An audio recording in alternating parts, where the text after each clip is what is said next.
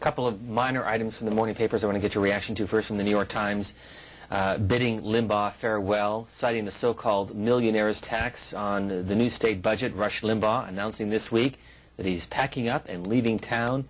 He does most of his shows from South Florida, but he will no longer broadcast from WABC in New York City.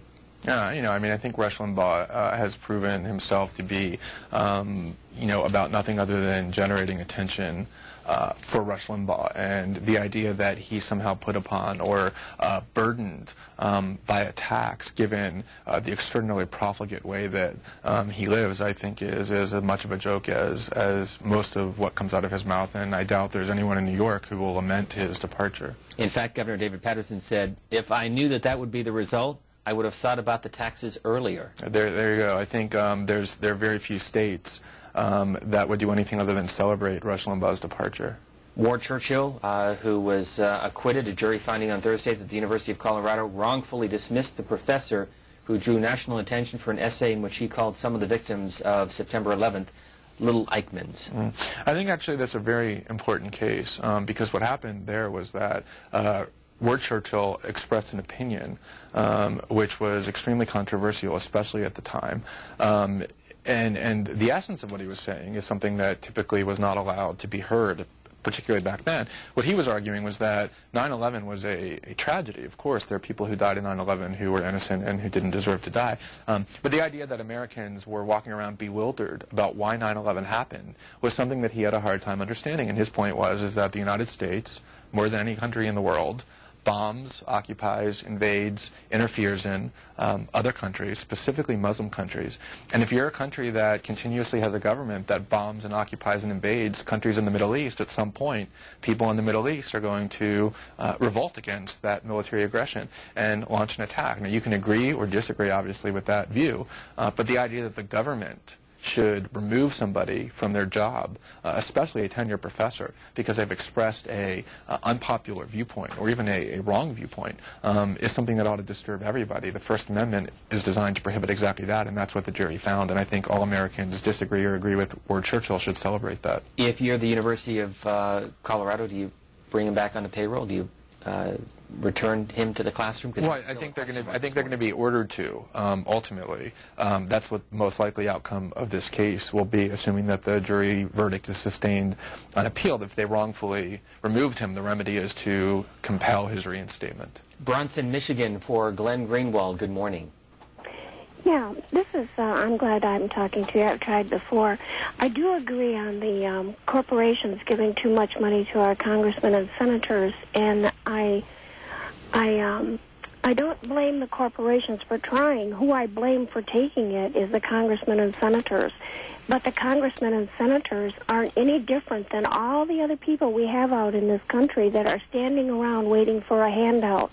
They don't want to work. They want the government to give them some money. And we have gone round the clock with this kind of mentality in this country. We have people that think that everybody owes them something. They don't want to have to really stress themselves to get it themselves. And our congressmen and senators are getting to be the same way. They want handouts from the corporation. It's gotten to the point where everybody wants a handout. Well, I find that mentality a bit bizarre, given that the essence of the financial crisis, the reason that it's caused so much pain, is because every single month 500,000 Americans who were working and want to work have lost their jobs because factories have closed or companies have laid them off. So the essence of the financial crisis is not people sitting around refusing to work, even though there are jobs that are unfilled. The essence of the financial crisis is that huge numbers of Americans, millions upon millions, who were working and working hard, don't have jobs anymore and have been laid off or fired. And so I think the problem is the exact opposite as the one the caller just described. They're not looking for free money. They're actually looking for work. Grand Rapids, Michigan. Good morning. Hi.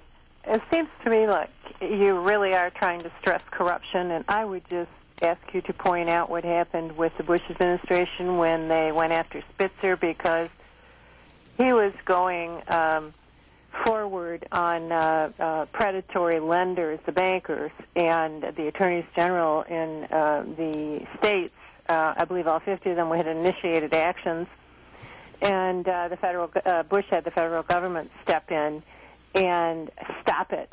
Now, this would effectively have protected consumers had the corruption that was identified been prosecuted and had others enforced from the Justice Department. But when you have no enforcement from the top down, when you have corruption on top, and you don't prosecute, and you don't impeach Bush, and you don't impeach Cheney, and all those corrupt characters underneath them, then we suffer. Have we learned anything yet?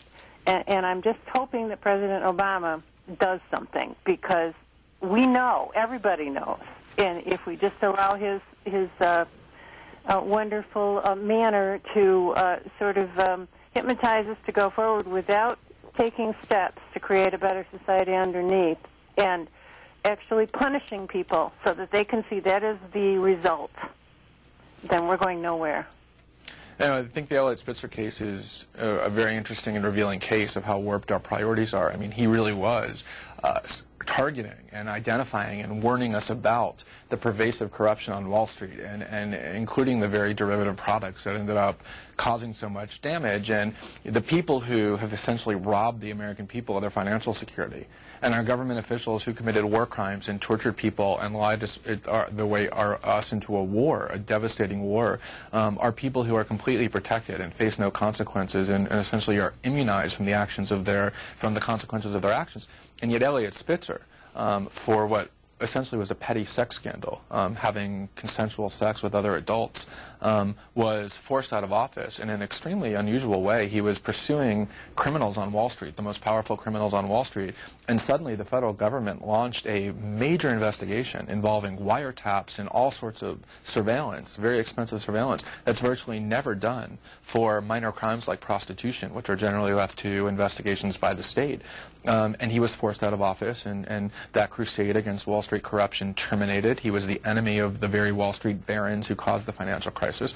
And yet it's incredible that for minor sex crimes we drive politicians from office. For major war crimes we don't. Who do you think was behind that? Well, the Bush Justice Department is clearly the entity, there's no question about that, the agency that commenced the investigation and oversaw the massive amount of resources that were spent in order to engage in surveillance on Governor Spitzer for committing what we always treat as a very minor crime, which is consensual prostitution. And I think the caller raises an important point, is what happens to the rule of law in this country when we allow our political leaders to commit major crimes and then we immunize them and allow financial elites to commit major pillaging and theft and fraud and refrain from prosecuting them, and yet punish the politicians who are trying to do something about it for very minor offenses. I think there's a lot there in this Spitzer case that ought to be looked into still as to why the Justice Department took those unusual steps to persecute him.